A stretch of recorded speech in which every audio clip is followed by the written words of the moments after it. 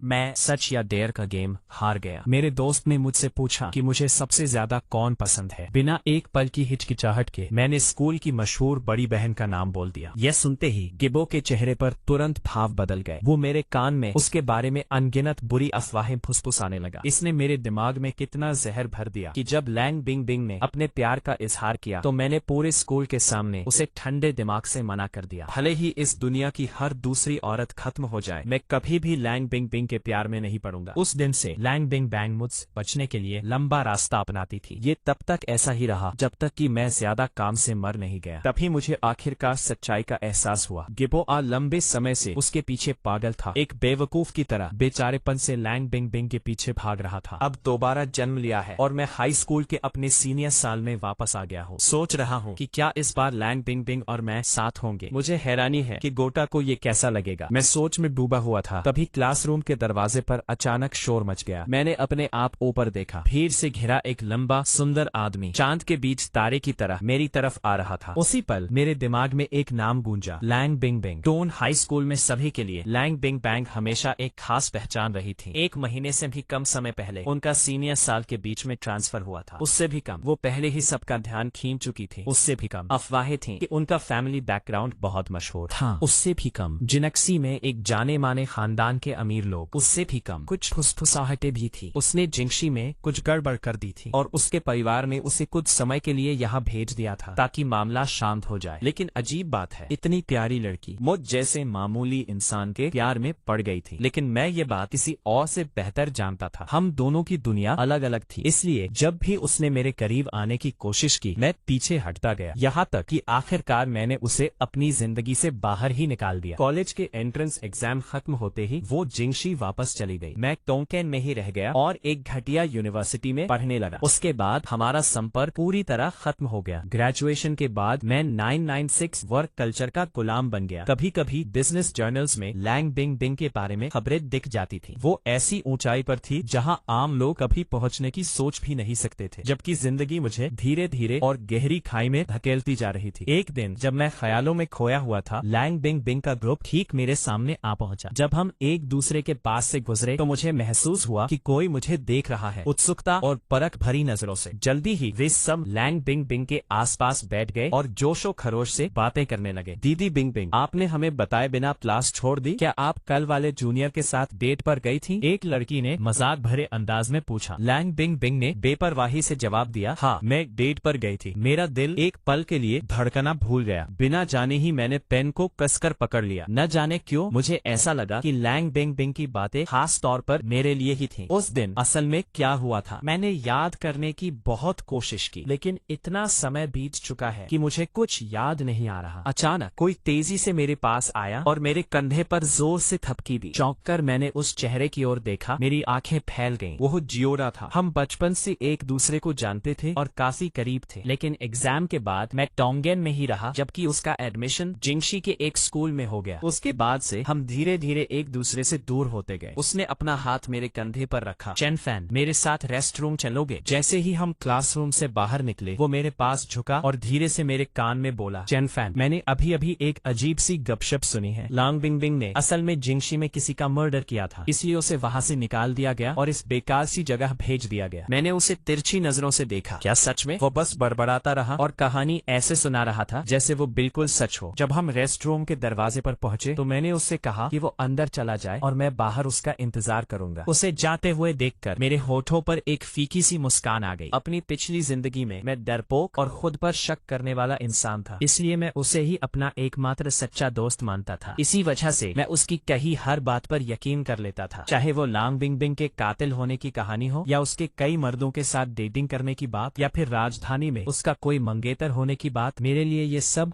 बस सुनी सुनाई बातें लगती थी। बार सुनने की वजह से मुझे लगने लगा कि ये सब सच है और इसलिए मैं लैंग बिंग बिंग से जितना हो सके दूर रहना चाहता था। कई सालों बाद एक क्लास रियूनियन में मुझे उसके दोस्तों के ग्रुप से सच पता चला। लैंग बिंग बिंग टोंकयांग इसलिए आई थी क्योंकि लैंग परिवार में अंदरूनी झगड़े चल रहे थे। उसके माता पिता को डर था कि वह भी इस झगड़े में फंस जाएगी, इसलिए उन्होंने उसे सुरक्षा के लिए टोंकयांग भेज दिया। जहाँ तक उन तथाकथित एक्स बॉयफ्रेंड्स की बात है तो उनमें से ज्यादातर बातें बेबुनियाद अफवाहें थीं। मुझे वह बात अच्छी तरह याद है। रियूनियन खत्म होने के बाद लांग बिंगबिंग की सबसे अच्छी दोस्त जू चैन ने मुझे रोका। उसने मुझे सिर से पैर तक देखा। उसकी आंखों में साफ नफरत झलक रही थी। अच्छा, वैसे क्या तुम अभी भी जीबो के संपर्क में हो? उसने एक खास तरह की मुस्कान के साथ मुझसे पूछा। वह अभी हमारी बहन बिंग बिंग और जिंगशी के पीछे भागने में व्यस्त है। शायद उसके पास तुम्हारे बारे में सोचने का भी समय नहीं है। ये सुनकर मैं वहीं जम गई। क्या उसने यह नहीं कहा था कि उसे बिंग बिंग में कोई दिलचस्पी नहीं है? क्या उसने खुद यह दावा नहीं किया था कि उसने किसी की जान ली है और उसकी निजी जिंदगी पूरी तरह से अस्त व्यस्त है? मैंने जियोडा के रेस्टरूम से बाहर आने का इंतजार किया और फिर हम दोनों साथ में क्लास की ओर चल पड़े। हैरानी की बात है कि वह अपनी सीट पर वापस नहीं गया, बल्कि मेरे पीछे पीछे आया और मेरी डेस्क के ठीक बगल में खड़ा हो गया। पहले मुझे लगता था कि ऐसा इसलिए है क्योंकि हम अच्छे दोस्त हैं, लेकिन अब मुझे सब समझ आ गया। उसका कोई छिपा हुआ मकसद था। मैंने हल्की मुस्कान के साथ उसकी ओर देखा और कहा, क्लास शुरू होने वाली है, क्या तुम अपनी सीट पर वापस नहीं जा रहे? जियोटा ने झट से जवाब दिया, अभी नहीं, अभी थोड़ा समय है। मैंने घंटी बजने तक इंतजार किया और तभी वह अनिच्छा से अपनी जगह पर वापस गया। ये लिटरेचर की क्लास थी। टीचर ने अचानक घोषणा की कि स्टूडेंट्स एक दूसरे से याद किए हुए पाठ का टेस्ट ले। आज हमारी क्लास सिंगल लाइनों में बैठी थी, इसलिए जाहिर है कोई सीटमेट नहीं था। इसलिए टीचर ने ऑड लाइनों वाले स्टूडेंट्स से कहा कि वे पीछे की इवन लाइनों वाले स्टूडेंट्स तक टेस्ट लेने के लिए पीछे मुड़े। किस्मत से मैं ऑड लाइन में था। मैंने गहरी सांस ली, अपनी लिटरेचर की किताब पकड़ी और पीछे मुड़ा। पीछे की लाइन में बैठी लड़की एक हाथ पर अपनी ठुड्डी टिकाए दूर कहीं देख रही थी। मुझे पीछे मुड़ते देख उसने थोड़ी भौहें ऊपर उठाई। हमारी नजरें मिली और मैं घबराहट में बेवकूफों की तरह घूंट भरने लगा। तब मुझे एहसास हुआ कि लैंग बिंग बिंग सचमुच बहुत खूबसूरत थी। इतने पास से देखने पर भी मुझे उसमें कोई कमी नहीं दिखी। हमारे आसपास स्टूडेंट्स ने पहले ही सुनाना शुरू कर दिया था, लेकिन हम दोनों बस चुपचाप बैठे रहे। मुझे बेचैनी होने लगी, इसलिए मैंने पूछा, पहले तुम या मैं? लैंग बिंग बिंग ने बेपरवाह लहजे में जवाब दिया, जैसे उसे कोई परवाह ही न हो। मैंने याद नहीं किया है, तुम सुनाओ। इस बार मेरी बारी थी चुप रह जाने की। मुझे ग्रेजुएट हुए कितने साल हो गए थे? भला मुझे ये कविताएं कैसे याद हो सकती थी? मुझे चुप देखकर लैंग बिंग बिंग ने भौहें ऊपर उठाई और हल्की मुस्कान दी। क्या ऐसा हो सकता है तुम जैसे टॉप स्टूडेंट ने भी लेसन याद नहीं किया? मेरा चेहरा अचानक शर्म से लाल हो गया। आदत के कारण मैंने अपना हाथ ऊपर उठाकर बालों की एक लत खींची। किससे पता था कि मेरी इस छोटी सी हरकत से उस लड़की की नजरें और भी गहरी हो जाएंगी। वो धीरे से हंसी। क्यों ना तुम कुछ प्यारी बातें कहो, मैं टीचर से इसे छिपाने में तुम्हारी मदद करूंगी। अगर मैं पहले वाला मैं होता तो शर्म से लाल हो जाता और फिर आधे महीने तक उससे बात नहीं करता, लेकिन आज का मैं उस समय का भोला भाला लड़का नहीं रहा। थोड़ी देर हिचकिचाने के बाद मैंने मुस्कुराते हुए कहा, तो तुम क्या प्यारी बातें सुनना चाहती हो क्लासमेट लैंग बिंग बिंग? इस बार हैरान होने की बारी लैंग बिंग बिंग की थी। शायद ये पहली बार था जब मैंने उसे इस तरह संबोधित किया था। उसे अचानक एहसास हुआ कि आज मैं कुछ अलग लग रहा था। वो मुझे ध्यान से देखने लगी, जैसे कोई सुराग ढूंढ रही हो। मैं बिल्कुल भी नहीं छिचका, बल्कि सहजता से उसकी नजरों का सामना किया। धीरे धीरे हमारे बीच का माहौल एक अजीब से तनाव से भर गया। अचानक मेरे मन में एक ख्याल आया, क्या हो अगर इस जिंदगी में लैंग बिंग बिंग और मैं सच में एक साथ आ जाए? पिछली जिंदगी में मैंने एक दिन भी अपने लिए नहीं जिया था। मैंने अपने परिवार को खुश करने के लिए जी तोड़ मेहनत की, लेकिन आखिर तक मुझे बदले में जरा सा भी प्यार नहीं मिला। साफ है कि मैं बेहतर का हकदार हूँ। उस पल लैंग बिंग बिंग का सब्र जवाब दे गया। शेनफान, इससे पहले कि वो अपनी बात पूरी कर पाती, टीचर ने उसे रोक दिया। आगे की लाइन में बैठे छात्र अब पीछे मुड़ सकते हैं। जिस किसी ने भी पाठ याद नहीं किया है, कृपया खड़ा हो जाए। मैं बस खड़ा होने ही वाला था, लेकिन जैसे ही मैं उठने के लिए तैयार हुआ, एक छोटे से हाथ ने अचानक मेरे कंधे पर दबाव डाला और मुझे बाकायदा अपनी सीट पर बिठा दिया। तुरंत बाद मेरे पीछे बैठी लड़की ने अपना हाथ हटा लिया और खुद खड़ी हो गई। लैंग बिंग बिंग की चंचल आवाज गूंजी, माफ कीजिए टीचर ली, मैंने भी इसे याद नहीं किया है। पूरी क्लास ने एक साथ उसकी ओर देखा। टीचर ने उसे नाराजगी भरी नजरों से देखा। क्या तुम्हें इस बात पर गर्व है कि तुमने इसे याद नहीं किया है? तुम क्यों मुस्कुरा रही हो? लैंग बिंग बिंग बस धीरे से मुस्कुराई और बोली, बस हो गया। लिटरेचर टीचर ने निराशा में अपना सिर हिलाया। उनकी नजर मुझ पर पड़ी और वे मुझे सलाह दिए बिना नहीं रह सके। तुम्हें अपने सामने बैठे चेन फैन की मिसाल पर चलना चाहिए, उससे कुछ सीखो। जरा पढ़ाई के प्रति उसके रवैये को तो देखो। ये सुनकर मुझे थोड़ा बुरा लगा और मैंने अपने बाल ठीक किए, लेकिन अगले ही पल मेरे पीछे से लैंग बिंग बिंग की बेबाक आवाज आई, हाँ सर, मैंने मिशन पूरा करने का वादा किया था। रात के 10:60 बजे थे। मैंने अपना सामान पैक किया और डॉर्म वापस जाने की तैयारी करने लगा। तभी अचानक जीबो उछलकर सामने आया। चेन फैन, मुझे थोड़ी भूख लगी है, चलो कैंटीन में कुछ खा लेते हैं। मैंने एक पल के लिए उसकी ओर देखा और फिर हामी भरते हुए सिर हिला दिया। जब हम कैंटीन से बाहर निकले तो कैंपस लगभग सुनसान हो चुका था। जैसे ही हम लड़कों के डॉर्म के पास पहुंचे, जीबो ने अचानक अपनी कोहनी से मुझे इशारा किया। वहां देखो। पास ही एक बड़े से पेड़ के नीचे एक लड़का और एक लड़की खड़े थे। जीबो ने उत्साह से फुसफुसाते हुए कहा, चैन फैन, जल्दी देखो, वो लैंग बिंग बिंग है। उसके साथ जो लड़का है वो जैंग नुओ है, अगली क्लास का मशहूर लड़का। मैंने बस एक पल के लिए उनकी तरफ देखा और फिर नजर हटा ली। चलो दूसरे रास्ते से चलते हैं। मुझे जाते देख जीबो घबरा गया। उसने मेरा हाथ पकड़ा और मुझे आगे खींचने लगा। मुझे तुरंत झुंझलाहट हुई और मेरी आवाज थोड़ी ऊंची हो गई। जीबो। मेरी आवाज सुनकर उन दोनों का ध्यान हमारी तरफ गया। मैंने अनजाने में ऊपर देखा और मेरी नजर लैंग बिंग बिंग की हैरान भरी नजरों से टकराई। मैंने तुरंत जीबो का हाथ झटक दिया और तेजी से आगे बढ़ने लगा। जब हम उनके बिल्कुल पास से गुजरे तो उनकी बातचीत के कुछ शब्द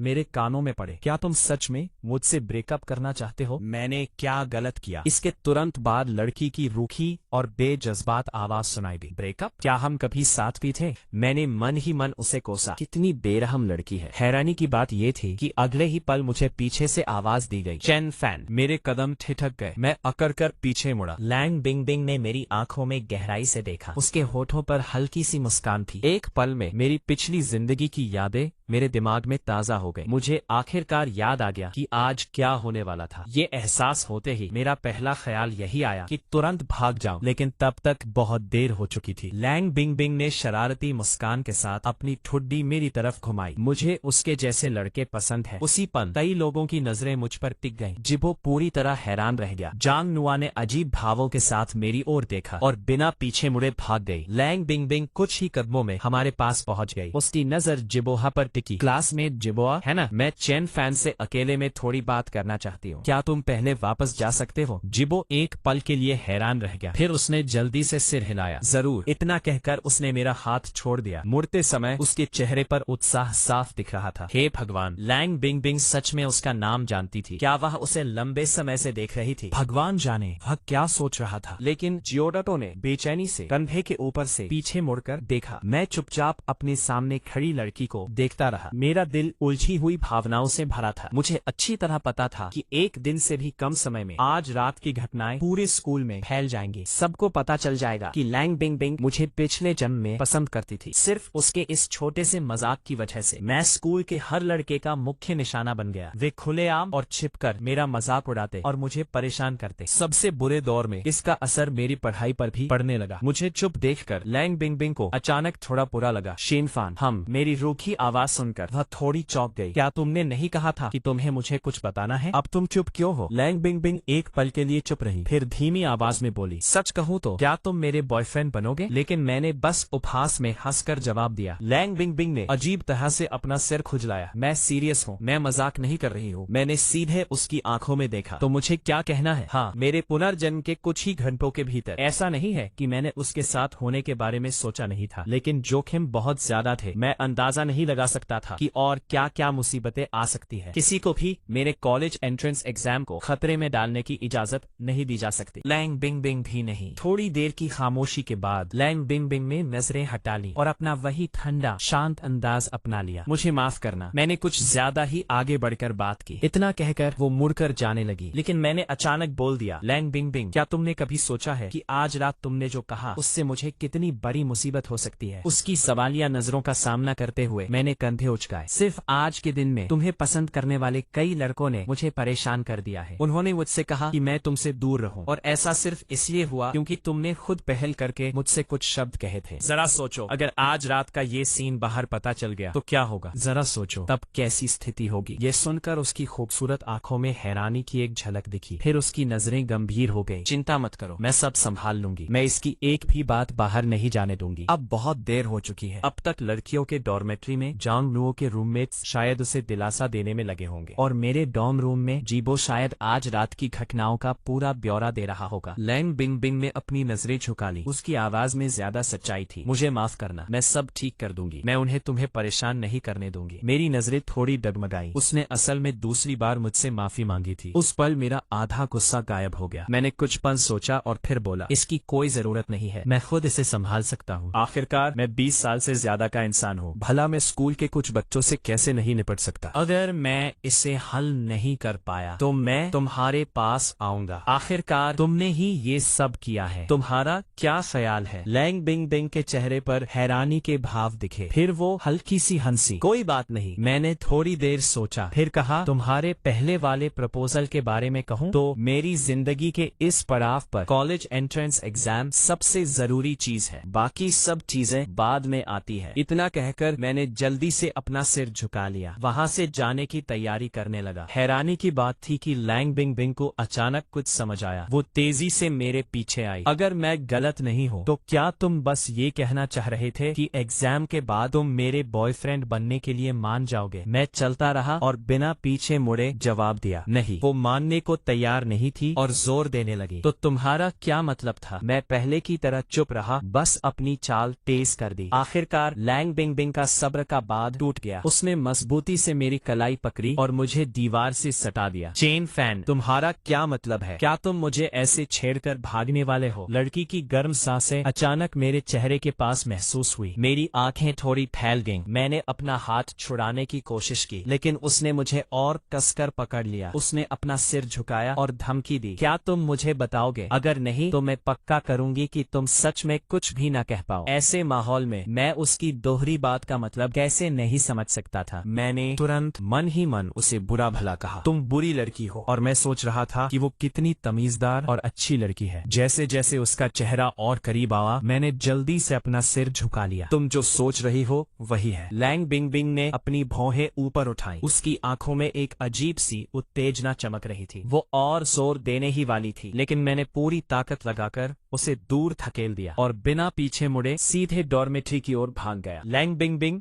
मेरे पीछे नहीं आई, वो बस वहीं खड़ी रही। उसके होठों पर धीरे धीरे मुस्कान फैल गई। चेन फैन, अब मेरी नजर तुम पर है। थक थक मैं दीवार से सटकर खड़ा हो गया। मेरा दिल जोरों से धड़क रहा था। मुझे समझ नहीं आ रहा था कि मैं इतना घबराया हुआ क्यों हूँ। आखिरकार वो लड़की सिर्फ 18 साल की थी। मैं मानता हूँ कि मैं थोड़ा लालची हो गया हूँ। मुझे दोनों चाहिए, परीक्षा और लैंग बिंग बिंग। लेकिन अगर मुझे किसी एक को चुनना पड़े तो मैं निश्चित रूप से परीक्षा को चुनूंगा। अगर उसका मन बदल जाए और उसे किसी और से प्यार हो जाए तो मुझे इसे स्वीकार करना होगा। मैं बस यह देखने के लिए दांव लगा रहा हूँ कि क्या मुझे दोनों मिल सकते हैं। अपनी भावनाओं को समझने के बाद मैं धीरे धीरे सीढ़ियां चढ़कर ऊपर गया। जैसे ही मैं अपने डॉर्म रूम के दरवाजे पर पहुंचा, मुझे अंदर से उत्साहित फुसफुसाहट सुनाई दी। क्या ये सच है? जी बोड़ा, क्या लैंग बिंग बिंग ने सच में ऐसा कहा? हाँ, ये सच है। क्या तुमने जियांग नुओ का चेहरा नहीं देखा? वह कालिक जैसा काला पड़ गया था। मुझे पता था कि लैंग बिंग बिंग उसे बहुत पहले से पसंद करती थी, जब वह सफाई की ड्यूटी पर था। लैंग बिंग बिंग उसके पास से गुजरी और बिना कुछ कहे उसके लिए बोर्ड साफ कर दिया। मैं दरवाजे पर खड़ा होकर थोड़ी देर सुनता रहा।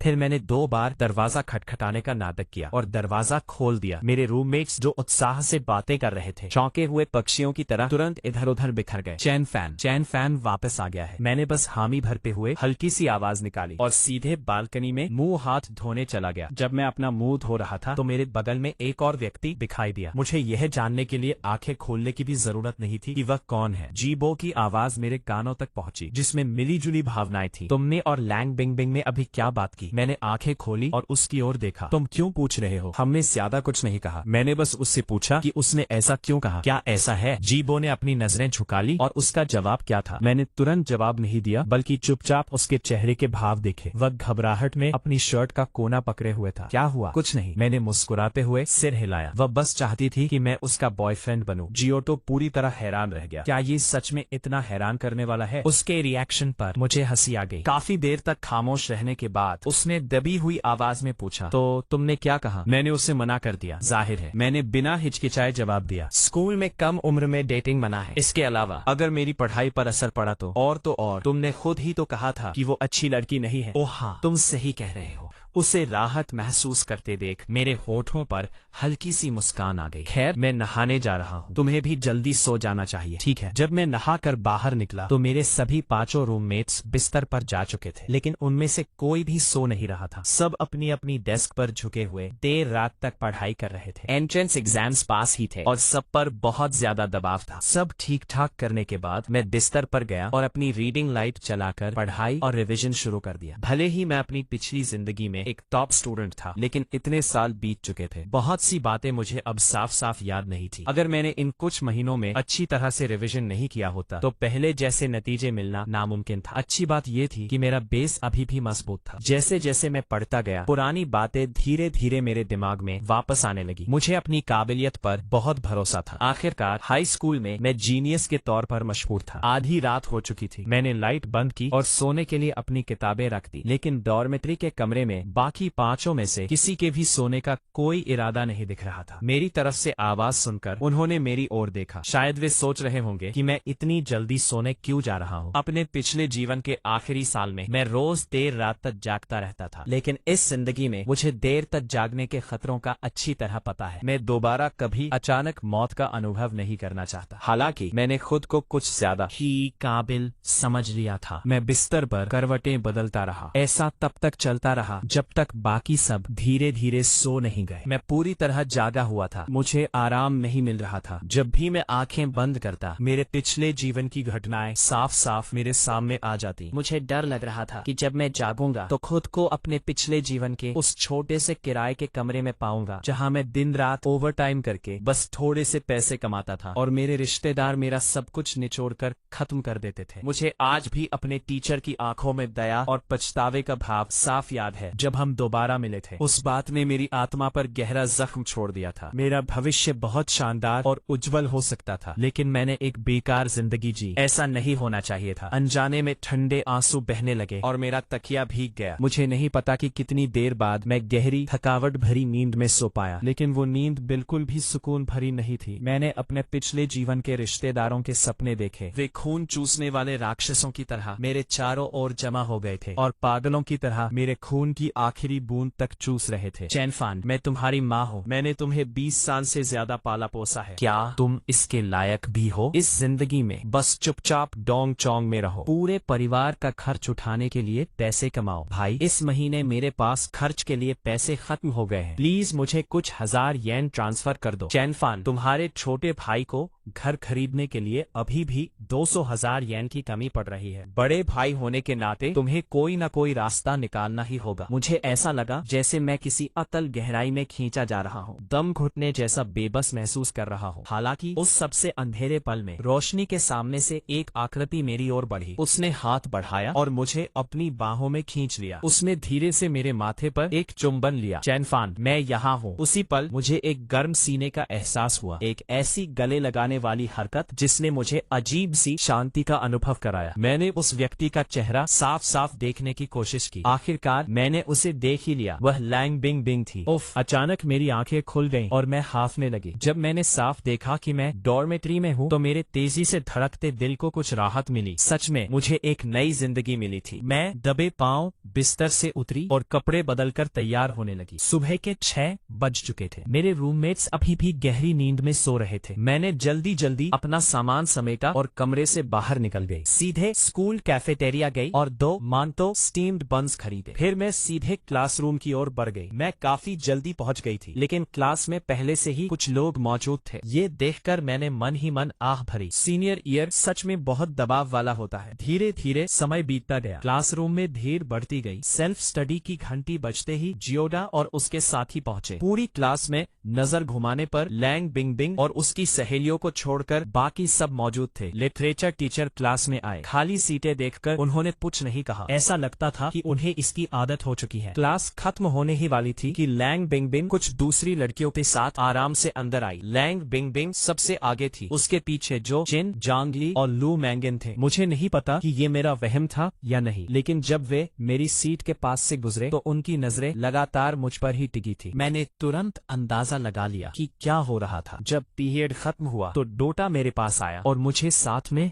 रेस्ट रूम चलने के लिए कहा। हैरानी की बात ये थी कि जब हम रेस्ट रूम से बाहर निकले तो हमारी मुलाकात अगली क्लास के कुछ लड़कों से हुई। बीच में खड़ा लड़का जांग नुओ था, जिसकी आंखें लाल और सूजी हुई थी। जैसे ही उसने मुझे देखा, उसकी नजरें मुझ पर ही जम गईं और हटी नहीं। उसकी आंखों में एक अजीब सी नाराजगी थी। मैंने जियोडा को वहां से खींच कर ले जाने की कोशिश की। अचानक वो उन लड़कों को लेकर मेरा रास्ता रोकने आ गया। गया। उसने अपनी लाल आंखों से मुझे घूरा। क्या तुम चैन फैन हो? तुम्हारे बारे में सुनना एक बात है, लेकिन तुमसे मिलना दूसरी है। तुम कुछ खास नहीं लग रहे। क्या कोई गड़बड़ है? मैंने दोस्ताना दिखने की भी कोशिश नहीं की। क्या तुम और लैंग बिंग बिंग डेटिंग कर रहे हो? जांग नुओ ने नाक सिकोड़ते हुए पूछा। मैं मुस्कुराया। ये तुम्हारा काम नहीं है ना? जांग नुओ के चेहरे के भाव तुरंत बदल गए। उसे गुस्सा आने ही वाला था, लेकिन उसके बगल में खड़े लड़कों ने उसे रोक लिया। उसने दांत पीसते हुए धमकी दी। ये मत सोचो कि लैंग बिंग बिंग सच में तुम्हें पसंद करती है। वो किसी को पसंद नहीं करती। उसके परिवार ने बहुत पहले ही उसके लिए शादी का रिश्ता तय कर दिया था। वो यहाँ बस मजे कर रही है। मैंने हल्का सा सिर हिलाया और जाने से पहले एक और बात कही। बताने के लिए शुक्रिया। इस बार जांग नुओ और उसके ग्रुप के हैरान होने की बारी थी। हंसी छूट पड़ी। चैन फैन, क्या तुमने देखा? जांग नुओ का चेहरा ऐसा लग रहा था जैसे उसने अभी अभी कचरा खाया हो। उनके दूर जाने के बाद जिबो मजे लेने लगा। मैंने बस एक फीकी सी मुस्कान दी और कोई जवाब नहीं दिया। लेकिन फिर भी, चैन फैन, मैंने सुना है कि लैंग बिंग बिंग का राजधानी में सच में कोई मंगेतर है। शायद। तो चैन फैन, बेहतर होगा कि हम लैंग बिंग बिंग जैसे लोगों से दूर रहें। वो यहाँ सिर्फ मजे करने आई है। मैंने उसे एक खास नजर से देखा। अगर मैंने उसका असली चरित्र पहले ही न जान लिया होता तो शायद मुझे सच में लगता कि उसे मेरी परवाह है। एक तरफ वो मुझे लैंग बिंग बिंग से दूर रहने के लिए कहता है, जबकि दूसरी तरफ वो लैंग बिंग बिंग का ध्यान खींचने की हर कोशिश करता है। मैंने उससे बस इतना कहा, चिंता मत करो, मेरी अपनी योजनाएं हैं। फिर मैं क्लासरूम की ओर चल दिया। वो मेरे पीछे पीछे मेरी सीट तक आने वाला था। हालांकि मेरे बगल वाली खाली सीट पर पहले ही यांग ली और बाकी लोग बैठ चुके थे। वे लैंग बिंग बिंग की डेस्क के चारों ओर जमा थे और हमारी तरफ बिल्कुल ध्यान नहीं दे रहे थे। मैंने हल्का सा खांसा। माफ करना, क्या आप मुझे रास्ता दे सकते हैं? तुरंत ही उनमें से कई लोग एक साथ मुड़े। मैं देखकर उनके चेहरे मुस्कान से खिल उठे। ईजी आ गई है। तुम लड़कियां रास्ते से हट जाओ। ईजी प्लीज बैठ जाओ। पूरा ग्रुप दोनों तरफ हट गया। सब लोग खिलखिला रहे थे। लैंग बिंग बिंग अपनी जगह पर